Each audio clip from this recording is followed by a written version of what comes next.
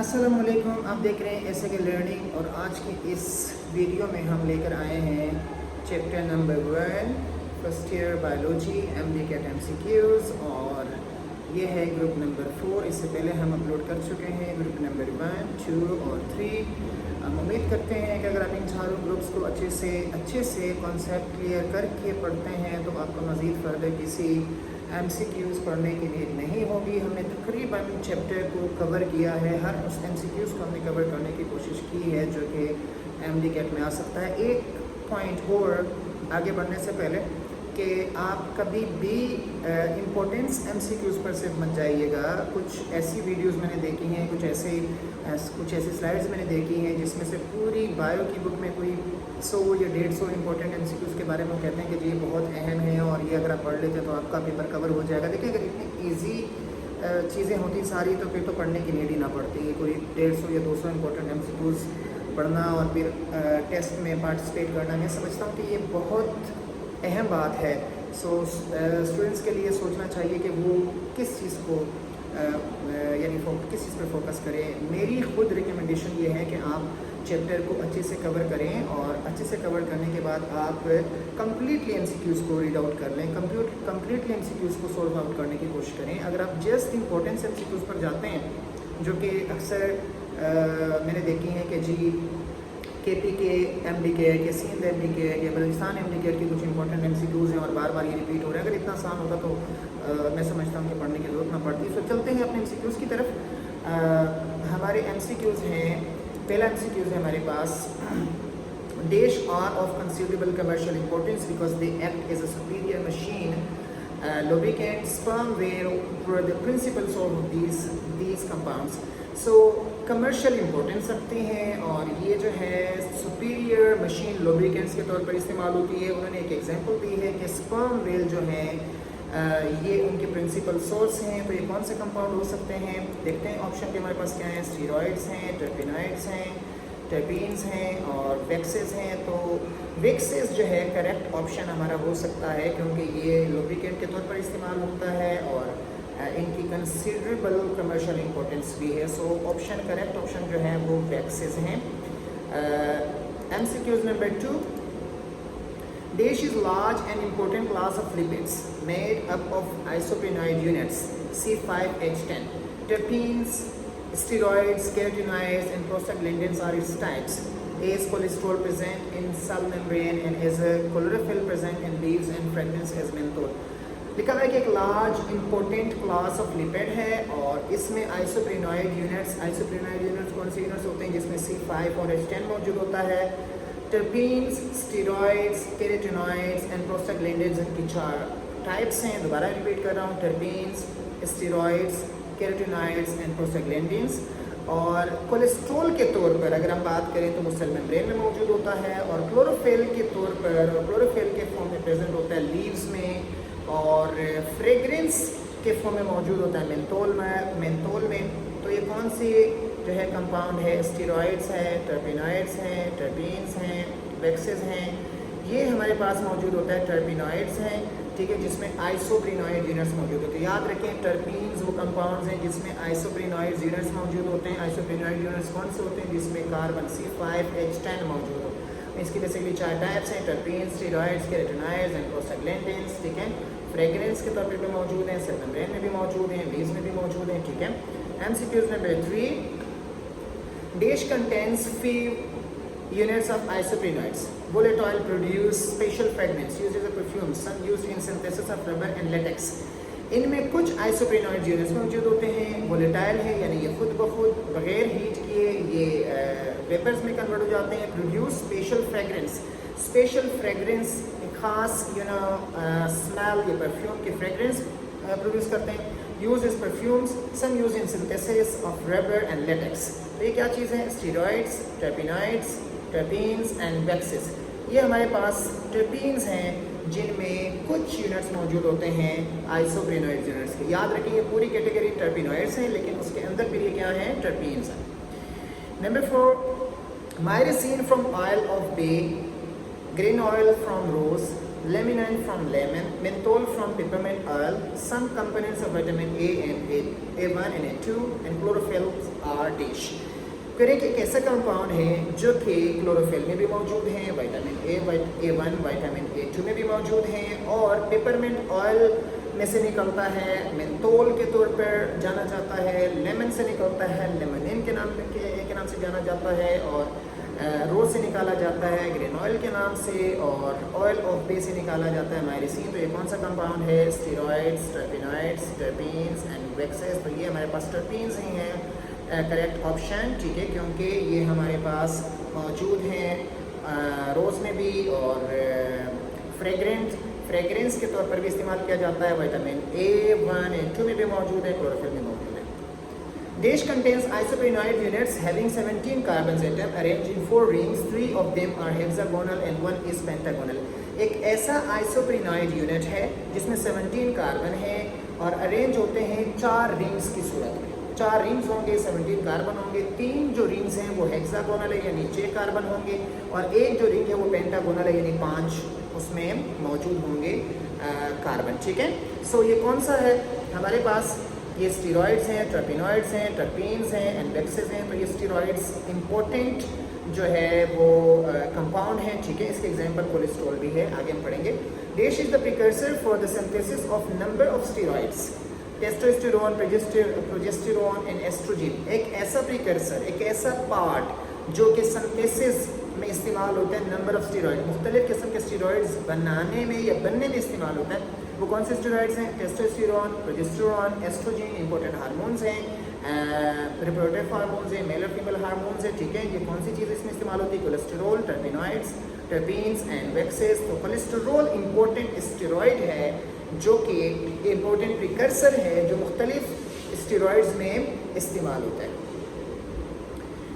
Dash consists of long chain of isoprenoid units having isoprenoid units in both sides, produce color in plants, important carotenoids and chlorophyll, cytochromes, phytochromes, lactates and other etc. एक ऐसा compound जिसमें एक long chain of आइसोप्रेनॉइड्स है। इससे पहले हमने पढ़ा था कई आइसोप्रेनॉइड्स, लेकिन यहाँ पर लॉन्ग चेन आइसोप्रेनॉइड यूनिट्स होंगे और दोनों तरफ हमारे पास आइसोप्रेनॉइड यूनिट्स मौजूद होंगे। कलर प्रोड्यूस करेंगे प्लांट्स में। कुछ इंपॉर्टेंट जो है कलर पिगमेंट्स कौन कौन से हैं, उनके एग्जांपल कौन सी है? क्लोरोफिल, साइटोक्रोम्स, फाइटोक्रोम्स, लेटेक्स और रबर में भी इस्तेमाल होता है। तो ये कौन सा कंपाउंड है जो कि ज़्यादातर कलर प्रोड्यूस करता है और कई आइसोप्रेनॉइड यूनिट्स मौजूद होते हैं इसमें? So steroids, terpenoids, terpenes and carotenoids. So carotenoids वो टर्पेनॉइड्स हैं जिसमें लॉन्ग चेन आइसोप्रेनॉइड यूनिट्स मौजूद होते हैं और ये क्या बनाते हैं? कलर्स बनाते हैं। So carotenoids is correct option. 8 number हमारे पास है। Dash is a lipid made by mammalian tissue at the site of tissue damage or infection. They control inflammation, sensation of pain, blood flow, formation of blood clots, immunity and induction of labor. कुछ ऐसे function बताए गए हैं एक compound के। Mammalian tissue produce करता है जहाँ पर डैमेज हो या इन्फेक्शन हो। ये इन्फ्लेमेशन को कंट्रोल करता है, सेंसेशन ऑफ पेन को कंट्रोल करता है, ब्लड फ्लो को कंट्रोल करता है, फॉर्मेशन ऑफ ब्लड क्लोट्स को कंट्रोल करता है, इम्यूनिटी, इंडक्शन ऑफ लेबर, ठीक है। इंडक्शन ऑफ लेबर जिच की जिसको कहते हैं कि जो इंडक्शन होती है वो कंट्रोल करते हैं। Steroids, prostaglandins, terpenes and waxes. तो प्रोस्टाग्लैंडिन्स जो है ये वो कंपाउंड है, ठीक है, जो कि तमाम फंक्शन करता है, ठीक है। तो correct option is prostaglandins. Next चलते हैं number 9। We use dash to reduce fever and decrease pain depends on the inhibition of prostaglandin synthesis. अभी हमने बात की थी कि फीवर और इन्फेक्शन में और जहाँ पर डैमेज है वहाँ पर एक केमिकल, एक स्टेरॉइड जो समझ लें कि जो प्रोड्यूस होता है जिसको हमने प्रोस्टाग्लैंडिन का नाम दिया था। बेसिकली हम कौन सी दवाई इस्तेमाल करते हैं कि वो जो हमारा फीवर और पेन को कंट्रोल कर सकें, और वो जो दवाई है वो मेडिसिन है वो बेसिकली प्रोस्टाग्लैंडिन को कंट्रोल करता है। Paracetamol, aspirin, Calpol, Brufen. So aspirin is the correct option जो कि प्रोस्टाग्लैंडिन के ऊपर एक्ट करता है, उसकी सिंथेसिस को या तो बढ़ाता है या रोकता है, ठीक है।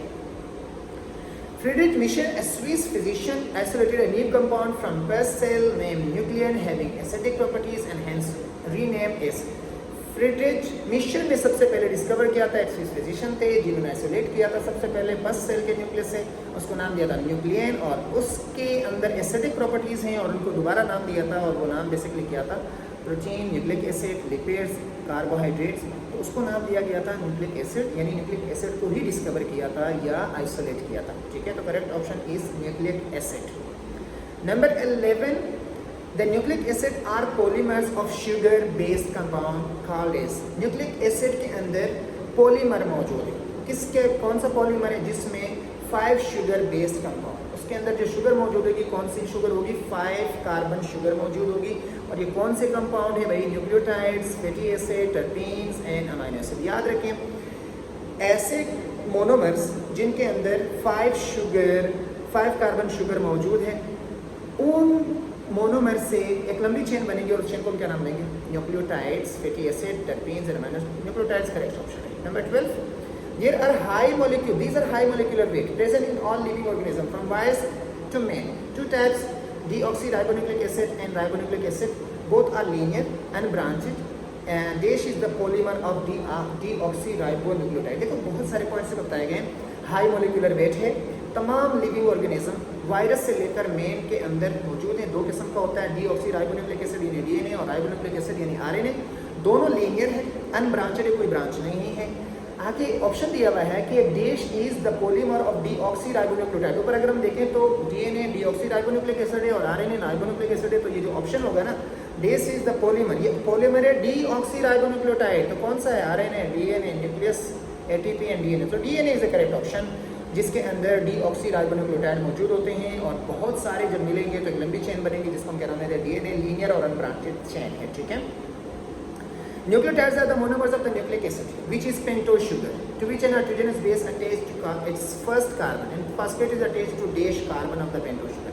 याद रखो, अभी हमने पढ़ा था कि न्यूक्लियोटाइड जो है उसके अंदर पेंटोज शुगर यानी 5 कार्बन शुगर मौजूद होता है, टू विच ए नाइट्रोजनस, उस 5 कार्बन शुगर के कार्बन नंबर 1 में मौजूद हैं, कार्बन नंबर 1 में मौजूद है नाइट्रोजनस बेस, और कार्बन नंबर डैश पर मौजूद होता है फास्फेट ग्रुप। तो हम देखते हैं कि कौन सा ग्रुप है भाई, 4th, 3rd, 5th and 2nd। तो 5th कार्बन पर क्या मौजूद होता है, फास्फेट अटैच होता है। याद रखें पेंटोज शुगर है, उस पेंटोज शुगर के कार्बन नंबर 1 पर अटैच होता है नाइट्रोजनस बेस, और कार्बन नंबर 5 पर अटैच होता है फास्फेट। जब ये तीनों चीज़ें मिलेंगी तो ये बनेगा nucleotide. The nucleotide without phosphate is called dash. अगर फास्फेट ना हो तो फिर यानी सिर्फ पेंटोज शुगर और नाइट्रोजनस बेस हो तो उसको हम क्या नाम देंगे, नाम देंगे steroids, nucleic acid, ribonucleic acid and nucleoside. Nucleoside ऐसा न्यूक्लियोटाइड है जिसके अंदर फास्फेट अटैच नहीं होता, ठीक है, इजी है। There are 2 types of nitrogenous bases, purine, pyrimidine. Purine contains adenine and guanine, and pyrimidine contains cytosine, thymine and uracil. Dash uracil replaces thymine। देखिए 2 किस्म के नाइट्रोजनस बेसिस हैं, प्यूरिन एंड पायरिमिडीन। प्यूरिन के अंदर 2 हैं, guanine and pyrimidine, sorry adenine and guanine, और pyrimidine के अंदर 3 होते हैं, साइटोसिन, थाइमिन और यूरेसिल। उन्होंने लिखा हुआ है कि यूरेसिल को रिप्लेस करता है थाइमिन, कहाँ पर, तो ऑप्शन है DNA, RNA, nucleic acid, RNA and ATP. RNA वो ऑप्शन है जिसके अंदर यूरेसिल आ जाता है थाइमिन की जगह पर। अगर हम डीएनए के अंदर बात करें तो एडेनिन, गुवानिन, साइटोसिन एंड थाइमिन होगा, जबकि आरएनए की अगर बात करें तो एडेनिन, गुवानिन, साइटोसिन एंड यूरेसिल होगा। आरएनए करेक्ट ऑप्शन है। Dash extra phosphate group is ADP, adenosine diphosphate, or ATP, adenosine triphosphate. These are energy storing, carrying energy, providing to metabolic reaction. Conversion of ATP into ADP 7.3 kilocalorie per mole or 31.81 kilojoule per mole is released. ऐसे compound है जिसमें extra phosphate group मौजूद होता है, यानी ADP, adenosine diphosphate, या ATP, adenosine triphosphate, जिसमें या तो 2 फास्फेट हो या फिर 3 फास्फेट। ये वो कंपाउंड्स हैं जो एनर्जी स्टोरिंग है, एनर्जी कैरिंग है और एनर्जी प्रोवाइडिंग मॉलिक्यूल्स हैं। जितने भी मेटाबॉलिक रिएक्शन होते हैं हमारी बॉडी के अंदर मेटाबॉलिक यानी चीज़ें टूटती हैं, बनती हैं, ठीक है, उनको हम कहते हैं मेटाबॉलिक रिएक्शंस। वहाँ एनर्जी चाहिए होती है, वो एनर्जी कौन प्रोवाइड करता है, एडीपी या एटीपी। अगर हम एक एटीपी को कन्वर्ट कर दें एडीपी में तो 7.3 किलो कैलोरी पर मोल या 31.18 किलो जूल पर मोल इज रिलीज्ड, ठीक है। ये कौन सी चीज़ें हैं, मोनोन्यूक्लियोटाइड, डाइन्यूक्लियोटाइड, ट्राइन्यूक्लियोटाइड एंड आरएनए। तो ये हमारे पास है मोनोन्यूक्लियोटाइड। इसमें एक न्यूक्लियोटाइड होगा लेकिन फॉस्फेट ज़्यादा अटैच होंगे, या तो 2 अटैच होंगे या फिर कितना अटैच होंगे, 3 अटैच होंगे। जब हम कन्वर्ट करेंगे तो एनर्जी रिलीज होगी। यहाँ पर एटीपी के बारे में बताया गया है कि एक एटीपी मॉलिक्यूल को जब हम कन्वर्ट करते हैं तो 7.3 किलो कैलोरी पर मोल, ये 31.8 किलो जूल पर मोल एनर्जी जो है वो रिलीज होती है। 17 like NAD, nicotinamide adenine dinucleotide contain a vitamin nicotine, work as coenzymes for redox reaction, carries 2 electron and 2 proton energy. Examples are NADH2 and FADH2. वो कहते हैं कि एक और कंपाउंड है like NAD, nicotine amide adenine dinucleotide, contain vitamin nicotine. इसके अंदर एक विटामिन निकोटीन मौजूद होता है। वर्क इज कोएंजाइम के तौर पर काम करता है, रिडॉक्स रिएक्शन के तौर पर। कैरीज 2 इलेक्ट्रॉन्स कैरी करता है, 2 प्रोटॉन कैरी करता है इन एनर्जी। एग्जांपल्स आर NADH2 और FADH2। ये कौन सा है? Mononucleotide, dinucleotide, RNA and DNA। Dinucleotide correct option है क्योंकि NADH के अंदर लिखा हुआ है nicotine amide adenine dinucleotide. Dinucleotide, इससे पहले हमने ATP में बात की थी, ADP में बात की थी, सिंगल न्यूक्लियोटाइड 1 न्यूक्लियोटाइड था, ठीक है, मोनोन्यूक्लियोटाइड। तो ये डाइन्यूक्लियोटाइड होंगे जो जिनके एग्जांपल्स NADH2 या FADH2 है, रिडॉक्स रिएक्शन करता है और इनके अंदर एक निकोटीन विटामिन निकोटीन मौजूद होता है, ठीक है। The bond concealed is backbone of nucleic acid formed when phosphate forms 2 ester bonds. Phosphate make bond with 3C of 1 pentose sugar and 5C of the other pentose molecule. These bonds are called ester. देखें, जब हम बात कर रहे थे कि nucleotide और nucleotide बनेगी, लंबी चेन बनेगी, लाजमन सी बात है एक न्यूक्लियोटाइड का पेंटोज शुगर और दूसरे न्यूक्लियोटाइड का पेंटोज शुगर ये जुड़ेंगे, लेकिन दरमियान में क्या मौजूद होगा? फास्फेट। फास्फेट कैसे दरमियान में मौजूद होगा? एक शुगर के कार्बन नंबर 3 के साथ अटैच होगा, जबकि दूसरे पेंटोज शुगर के कार्बन नंबर 5 के साथ अटैच होगा और लंबी चेन बन जाएगी। उस लंबी चेन को हम क्या नाम देंगे भाई? Nucleic acid. और वो जो बॉन्ड होगा वो कौन सा बॉन्ड होगा भाई? Peptide phosphodiester bond, amide CC bond. Phosphodiester bond लिखा हुआ है इसमें, जो सेकेंड ऑप्शन है ये करेक्ट ऑप्शन है। According to Francis Crick 1953, DASH is a double helical structure. Each helix is made up of 4 nucleotides. Both the helix are complementary, A, T, C, G. Each helix has upright deoxyribose plus phosphate and run nitrogenous base. Francis Crick ने structure पेश किया था DNA molecule का कि ये double helical है। Double helical यानी 2 लड़ियां जा रही हैं। Each helix is made up of 4 nucleotide. एक हेलिक्स जो है वो 4 न्यूक्लियोटाइड का बना होता है। Both helix are complementary. Helix complementary यानी जहां एक हेलिक्स का A है तो उसके सामने T होगा, जहां C होगा उसके सामने G होगा, तो ये कहलाता है कॉम्प्लीमेंट्री। अगर एक पे T है तो सामने पर A है और एक पे C है तो सामने पर G है। Each helix is upright. Her helix के 2 पार्ट्स होंगे, एक अपराइट कहलाता है और एक रंग कहलाता है। अपराइट कौन सा हिस्सा है? डीऑक्सीराइबोज यानी पेंटोज जो शुगर है वो, प्लस फास्फेट ग्रुप क्या कहलाता है? अपराइट। और नाइट्रोजनस बेस वाला हिस्सा क्या कहलाता है? रंग कहलाता है। तो ये कौन से मॉलिक्यूल है जिसमें डबल हेलिकल स्ट्रक्चर है और उसके अंदर न्यूक्लियोटाइड जो हैं 4 मौजूद होते हैं और उसके अंदर जो हमारे पास बेसिस मौजूद होते हैं वो कॉम्प्लीमेंट्री होते हैं और 2 हिस्से हैं अपराइट एंड रंग। अपराइट में कौन सी चीज़ मौजूद होती है? Deoxyribose plus phosphate. और रंग में क्या मौजूद होता है? Nitrogenous base. तो ये RNA है, DNA है, प्रोटीन है और क्रोमोसोम्स है। तो DNA is correct option, double helix structure है, ठीक है। और इसके 2 पार्ट है, अपराइट एंड रंग, ठीक है। Both helix in DNA held together by dash bond in opposite direction. One chain from 5C to 3C and the downward, while the other runs from 3C to 5C upward. Distance between helix remains same, that is 20 angstrom. Sorry. Each turn of duplex consists of 10 bases. मैं लिखा हुआ है कि DNA के 2 helix होते हैं और ये अपोजिट डायरेक्शन में चल रहे होते हैं। यानी एक अगर 5C से चल रहा है तो 3C की तरफ जा रहा है और दूसरा अगर 3C से चल रहा है तो 5C की तरफ जा रहा है। एक डाउनवर्ड और एक अपवर्ड, ठीक है। 5C से 3C तो डाउनवर्ड एंड 3C तो 5C अपवर्ड। और दोनों हेलिक्स के दरमियान जो डिस्टेंस है वो 20 एंगस्ट्रॉन है। एंगस्ट्रॉन एक यूनिट है। Each turn off duplex consist of 10 amino acid. Her turn जो लेता है क्या नाम है डुप्लेक्स, उसके अंदर कितने बेसिस मौजूद होते हैं? नाइट्रोजन बेसिस 10 बेसिस मौजूद होते हैं। तो ये जो हमारे पास है H bond, C bond, K bond and F bond. और ये दोनों जो हेलिक्स हैं वो दोनों एक दूसरे के साथ कैसे जुड़े होते हैं? H बॉन्ड के जरिए, हाइड्रोजन बॉन्ड के जरिए जुड़े होते हैं इनके दरमियान। अच्छा, एक नाइट्रोजनस बेस दूसरे नाइट्रोजनस बेस के साथ जो एक न्यूक्लियोटाइड दूसरे न्यूक्लियोटाइड के साथ जुड़ा होता है तो वहाँ मौजूद होता है फास्फोडाइस्टर बॉन्ड। लेकिन दोनों हेलिक्स जुड़े होते हैं उनके दरमियान कौन सा बॉन्ड मौजूद होता है? वो H बॉन्ड मौजूद होता है। 21 DNA carries genetic information in the form of dish. DNA जो है ना जेनेटिक इन्फॉर्मेशन भी कैरी करता है, steroids, nucleic acid, ribonucleic acid और जीन्स। जीन्स जो हैं जीन के फॉर्म में वो इन्फॉर्मेशन लेकर आता है। Genetic information flow in the cell from DNA to mRNA, then the cytoplasm in 2 steps for synthesis. So proteins, lipids, water and carbohydrate. देखें डीएनए के ऊपर जेनेटिक इन्फॉर्मेशन होती है, जीन्स की सूरत में कोडिंग होती है। अब उस कोडिंग को कौन पढ़ता है? एमआरएनए के थ्रू हम कहाँ लेके जाते हैं? साइटोप्लाज्म। और साइटोप्लाज्म के अंदर क्या बनता है?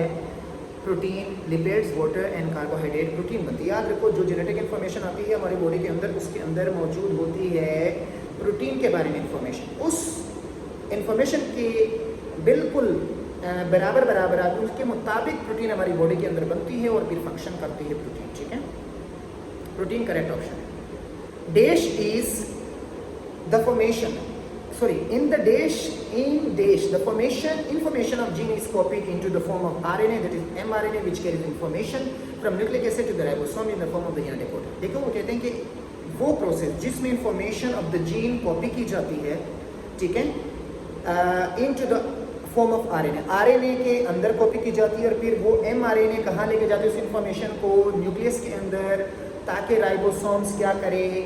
उसके मुताबिक प्रोटीन बनाए। ठीक है, उस प्रोसेस को हम क्या नाम देते हैं? Translation, proteins, transcription and chromosome. तो ये ट्रांसक्रिप्शन प्रोसेस ऐसा प्रोसेस होता है जिसमें डीएनए के ऊपर जो नॉलेज जो कोडिंग मौजूद होती है, जो इन्फॉर्मेशन मौजूद होती है, उसको पढ़ा जाता है और फिर कहाँ भेजा जाता है? न्यूक्लियस। और न्यूक्लियस उसके मुताबिक राइबोसोम को ऑर्डर करता है और राइबोसोम उसके हिसाब से प्रोटीन तैयार करती है। तो उस प्रोसेस को हम क्या नाम देते हैं? ट्रांसक्रिप्शन, पढ़ना, डीएनए के ऊपर जो कोडिंग है उसको पढ़ना। In DASH, 2 other types of RNAs, like a tRNA and RNA, translate the information of mRNA into specific sequence of amino acid which help to synthesize the proteins।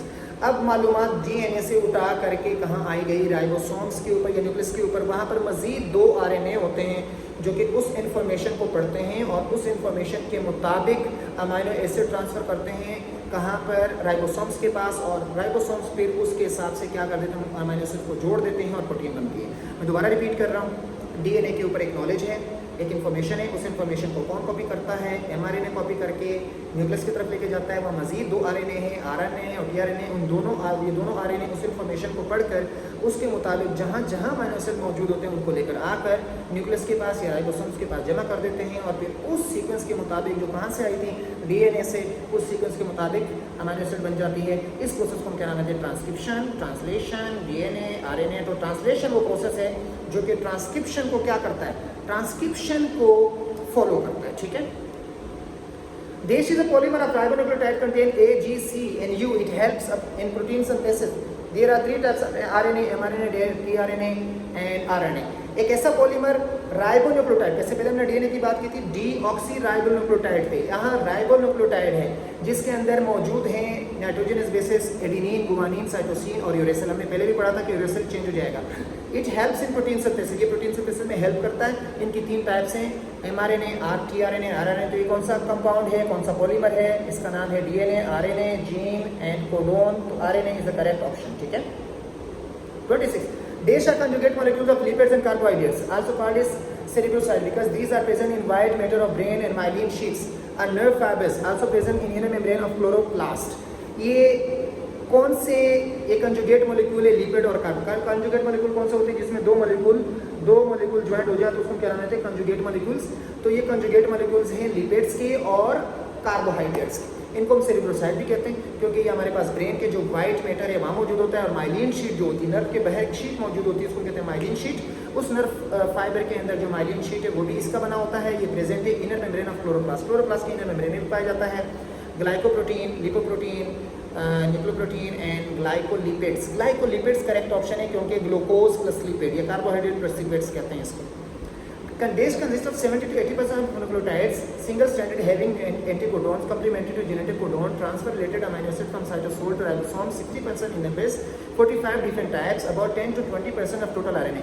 कहते हैं कि ऐसी कंपाउंड है जिसमें 70 to 90 न्यूक्लियोटाइड्स होंगे। Number 1 single stranded होगा, जाहिर सी RNA होगा। फिर हैविंग एंटीकोडोन्स, इसके ऊपर एंटीकोडोन मौजूद होते हैं, कंप्लीमेंट्री टू जेनेटिक कोडोन। याद रखो डीएनए के ऊपर कुछ जेनेटिक कोडोन होते हैं, तीन मतलब अमाइनो एसिड होते हैं, उनको कहते हैं जेनेटिक कोडोन। ठीक है, उसके अगेंस्ट आरएनए के ऊपर एक एंटीकोडोन मौजूद होगा, ठीक है, उसको पढ़ने के लिए, ठीक है, उसको हम कहते हैं एंटीकोडोन, ठीक है। सो ये करेगा क्या, ये ट्रांसफर करेगा अमाइनो एसिड को साइटोसोल से, यानी साइटोप्लाज्म से, कहाँ पर, राइबोसोम्स, क्योंकि वहाँ से कोडोन एक इंफॉर्मेशन आई है, वो ये जो है आरएनए जाएगा, उसको पढ़ेगा कि कौन कौन से अमाइनो एसिड रिक्वायर्ड है, वहाँ साइटोसोल से उठाकर राइबोसोम पे पहुँचा देगा।